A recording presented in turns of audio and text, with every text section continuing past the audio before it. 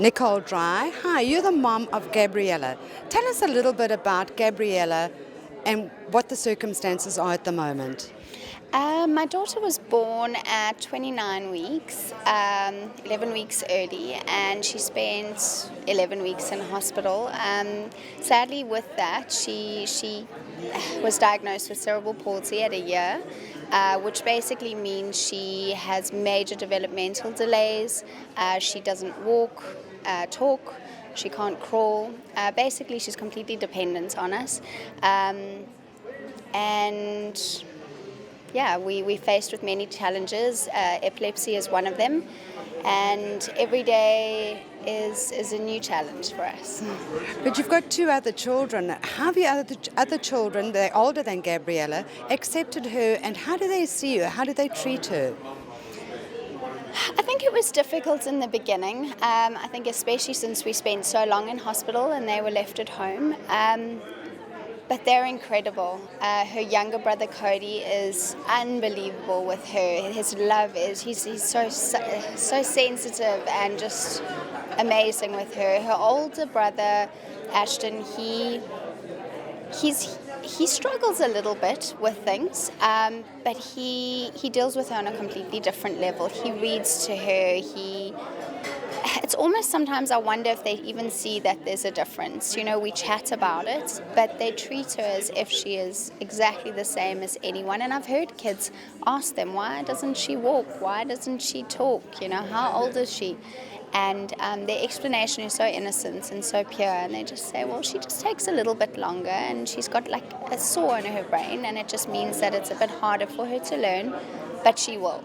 And they have complete faith in her that she'll get there in her own way. Now tell us, how did you get involved with Angelique? Wow. I used to listen to Angelique on the radio once a week on East Coast Radio, and I was just intrigued and drawn to her that I just wanted to go to her. It wasn't to cross over, it wasn't to...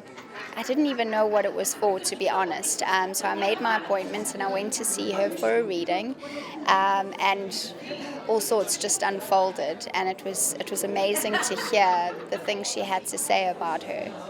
That you've been given a special child to look after for a reason? Yes, exactly. She basically said to me that I had a piece of Archangel Gabriel here on earth that had been sent to help children in many ways, in terms of healing, in terms of acceptance, in terms of just understanding. And I still don't think we fully understand her purpose and how big it is and what it is she's here for. But I'm so excited to see what is to unfold with her, because I know there's big things.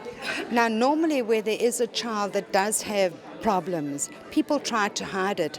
You're not hiding anything. Oh, not at all. She has such beauty that shines from within. Anyone that sees her, they're just drawn to her, and they want to come and touch her or just see her, be with her. And she loves that. She thrives on attention, and I'm not ashamed of her. If anything, I'm so proud of her, and I want to share her with the world because I know she has so much to give. Nicole, there is a Facebook page for Gabriella. What is it called and how do we get there? It's called Ella's Friends. Just type in Ella's, ELLAS, Friends.